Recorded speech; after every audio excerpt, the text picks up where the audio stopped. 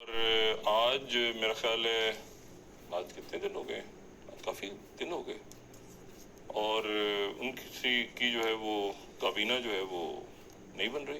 وہ بھی مجھے لگتا ہے کہ بالکل جیسے ہوتا ہے نا کہ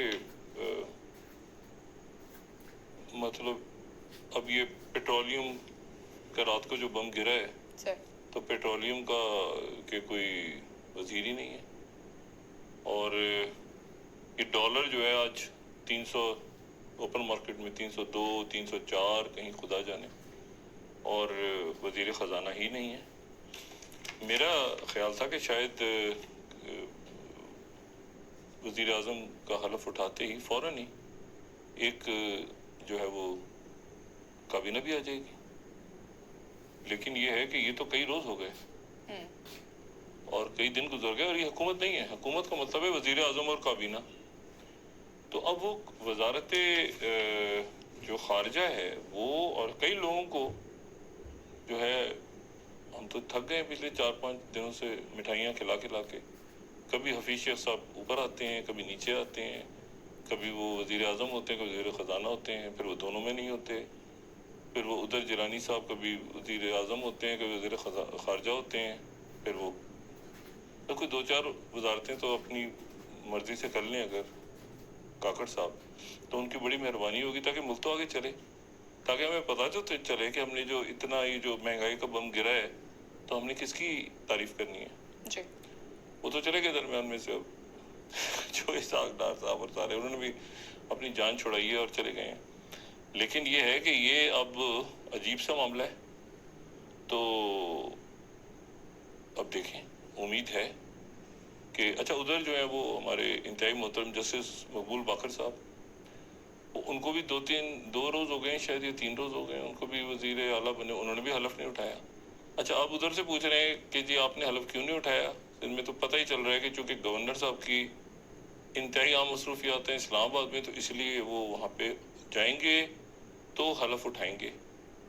اب یہاں پر کیا مصروفیات ہیں یہ نہیں پتا، ادھر وہ ان کا حلف بھی نہیں. تو ایک میں نے کل بھی بات کی تھی نا کہ ایک سیٹ سسٹم تو چلا گیا، اگلا سسٹم جو آئے گا وہ کس شکل میں ہوگا، اس کو کیا رنگ روپ ہوگا، وہ کیسے کیا ہوگا، کب تک ہوگا. الیکشن کمیشن آج جو ہے وہ کہہ رہا ہے کہ جی وہ الیکشن جو ہے وہ پتہ ہی نہیں کب ہونے ہیں، کیا ہونے ہیں، کیسے ہونا ہے.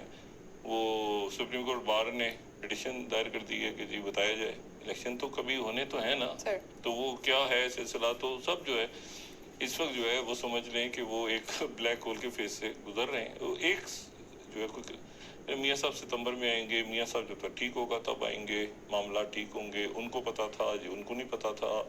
اختر مینگر صاحب کچھ کہہ رہے ہیں، ان کی بات جو ہے وہ اس سے کچھ اور ظاہر ہو رہا ہے. وہ پیپلز پارٹی کچھ اور کہہ رہی ہے. راجہ ریاض صاحب نے کہا کہ اگر انتخابات ہونے ہوتے تو ابھی تک نواز شریف صاحب واپس آ چکے ہوتے، تو اس کا مطلب ہے کہ ڈیلے ہونے انتخابات. راجہ ریاض صاحب کو دیکھیں نا، وہ الیکشن ہوں گے تو ان کو ٹکٹ ملے گا نا، تو ان کو تو ٹکٹ اب پتہ نہیں ملے گا کہ نہیں ملے گا.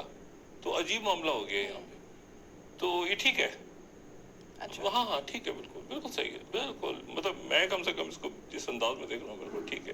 تو بٹ تو پھر ایسے ہی ہوتا ہے نا، اس کو تو پھر یہ تو بالکل ہی چٹا پٹک ہو رہی ہے نا اس وقت. اور ایک عجیب و غریب سی بات ہو کہ وہ اچھا میں نے محمد علی دورانی صاحب کو، ان کا نام چلا تو میں نے ان کو ہماری بات دے دی. جی اچھا حامد میر صاحب نے تو کل انکار کر دیا، صافی صاحب کا سوال ہی پیدا نہیں ہوتا، وہ جتنا میں جانتا ہوں ان کو. اچھا پھر محمد علی دورانی صاحب کا، ان کو میں نے مبارکباد بھیج دی، پتہ نہیں اب بھیجنے کا سوچ رہا تھا، پتہ چلا یہ سید محمد علی صاحب ہیں جو کوئی دفاعی تجزیہ کار ہیں، وہ ان کا نام چل رہا ہے. تو اب وزارت اطلاعات کے لیے تو اب ذرا فائنل ہو کچھ تو ہم اس کے بعد ذرا بات کریں. لیکن اس دوران جو ہے وہ مطلب ہے کہ یہ کیا خط و خال ہوتے ہیں. دیکھیں خزانہ اور خارجہ، ٹھیک ہے، یہ تو بہت فوری طور پہ ہونے چاہیے، اناؤنس ہو جانے چاہیے. اور ساتھ اس کے جو ہے وہ کوئی نمائندہ کوئی بتائے ہمیں آ کے، کوئی مطلب ہے کہ وزارت داخلہ بڑی امپورٹنٹ ہے بہت. وزارت داخلہ تو اب اس میں سرفراز بگٹی صاحب کا نام چل رہا ہے. سرفراز بگٹی صاحب کی ایک پوزیشننگ رہی ہے، لیکن سب کی ایک پوزیشننگ ہوتی ہے، ایک پرنسپل اسٹانس ہوتا ہے، اس میں ہٹ نہیں سکتے. میری ہر ہمارے تجزیہ کار ہیں مختلف ہے، تو 2-3 مطلب کوئی اپنی ایک پوزیشننگ لیتا ہے. कि ठीक है मतलब राइट ऑफ द सेंटर, कोई लेफ्ट ऑफ द सेंटर, मैं अपने आप को कहीं दरमियान में समझता हूँ, ठीक है।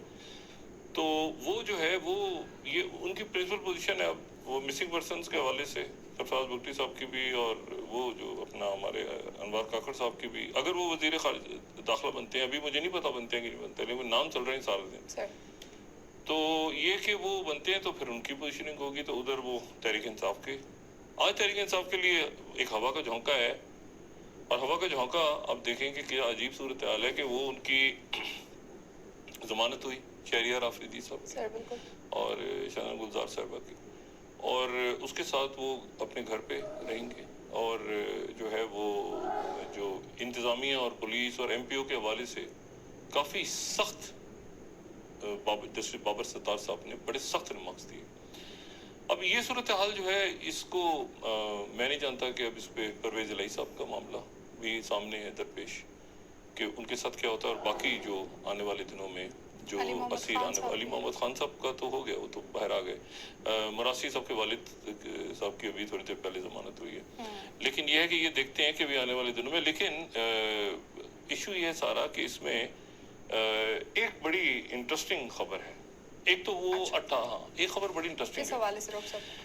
वो ये है कि एक तो 18 तारीख को नैब तरमीमी ऑर्डिनेंस जो है वो उस पर देखना है ना कि क्या करना है, उसका क्या बनेगा। दूसरा ये कि एफआईए ने 4 बड़े स्कैंडल्स की तहकीकात का आज आगाज कर दिया। अच्छा, ये 4 बड़े स्कैंडल्स का आज आगाज हुआ है। पहला तो ये कि इंटरबैंक रेट से जायद पर एलसीज खोलने पर बैंकों के खिलाफ 8 बैंकों के खिलाफ कार्रवाई शुरू हो गई है, इंक्वायरी, जिन्होंने ये डॉलर ऊपर नीचे करके 65 अरब से जायद इस डॉलर रेट में कमाए। ये पिछले महीनों की इंक्वायरी है, यानी पीडीएम हुकूमत की। अच्छा, दूसरी इंक्वायरी जो खुली है वो है मुफ्त आटा स्कीम में 18 लाख बैग्स की मुबैना खुर्द-बुर्द और ख़राब आटे की तकसीम। ये भी अब जो है ये पीडीएम की यकीनन जो हुकूमत गुजरी है ये बताएगी कि एफआईए इंक्वायरी कर रही है, ठीक है। और तीसरा जो है ये मोटरवे में बहुत बड़ी करप्शन है, और उसमें भी अरबों रुपया उसमें भी इंक्वायरी शुरू हुई है, और अरबों रुपये, और ये मेरा ख्याल है वो इलाका जो कि M6 जो कि सखर और सांगड़ और वहाँ पे, अच्छा सखर के, यानी ये सिंध से। चौथी जो इंक्वायरी शुरू की है एफआईए ने आज, वो इंक्वायरी शुरू की है मुफ्त आटा स्कीम में। ये तो मैंने पहले बात कर दी, मुफ्त आटा जो ये सैलाब के दिनों में ना आगे पीछे, तो ये आटा किधर गया? जी, सारी उधर की हैं। अच्छा, और फिर उसके बाद 32 अरब रुपए की जो खुर्द-बुर्द है, 32 अरब रुपए की, ये हुई है सैलाब मुतासरीन को दी गई इमदाद में। सांगर और दादू में 103 अफराद को 31,000 टेंट्स और इमदादी सामान और राशन और ये सारा जो है ये किधर गया, इसकी एफआईए ने इंक्वायरी शुरू की। तो ये जो है अब ये जो हुकूमत गुजार, ये मैंने बहुत पहले बात की थी और मैं दोबारा उस बात को दोहरा रहा हूँ कि ये इस हुकूमत में कुछ लोगों के ऊपर तो बिल्कुल कोई सवालिया निशान नहीं उठे, ये काम बड़ा अच्छा किया। और मैं मिसाल के तौर पे जैसे मतलब एहसन इकबाल साहब ने क्या करप्शन करनी थी, मतलब मेरा नहीं ख्याल, हो सकता है कुछ हो, लेकिन मतलब आपको लगता है ना लोग बिजी काम उनकी फील्ड्स हैं, या जो वजीर कानून तारड़ साहब हमारे गए हैं तो उनकी वो क्या उनके ऊपर कर, लेकिन इसी तरह से हिना रब्बानी खर साहिबा या शहरी रहमान साहिबा क्लाइमेट चेंज पे बात कर रही हैं, तो बड़े जो जहाँ लेकिन बाकी जो इश्यूज हैं इस दौर में जो इस पूरे, तो उनके तो खुल गए हैं जनाब खाते, जी उनके खाते खुल गए और अभी और खुलेंगे, और पिछले जो खाते हैं क्या वो बंद हो गए, ये फैसला होगा 18 तारीख को, ठीक है।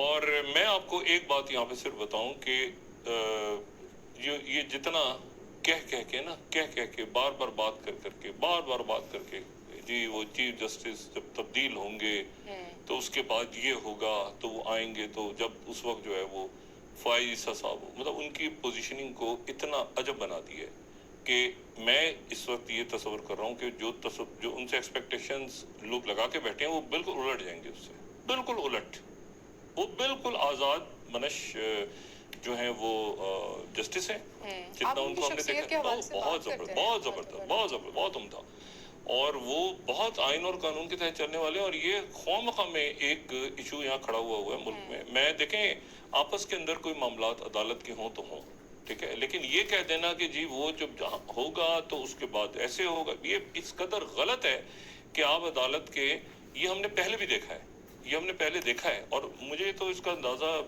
اب یعنی پچھلے چند مہینوں میں ہوا کہ واقعی کوئی بینچز کے اندر ایک ایشو ہے. لیکن اس تاثر کو کبھی بھی فائز صاحب اپنے اوپر نہیں آنے دیں گے. وہ بالکل مطلب ہے کہ ان کے یہ تصور کر کے کہ جی ان کے حوالے سے کوئی فیصلہ، جو قانونی ٹیم ہے وہ اپنی تیاری کرے پوری. نواز شریف صاحب اس معاملے پہ یہ جو کیئر ٹیکر کیبنٹ آئی ہے وہ مکمل طور پہ آن بورڈ تھے. نواز شریف صاحب اور مریم صاحبہ یہ سارا وہ بالکل آن بورڈ تھے، ان کو علم تھا یہ کیسے ہے یہاں پہ کیئر ٹیکر سیٹ اپ کیسے آ رہا ہے.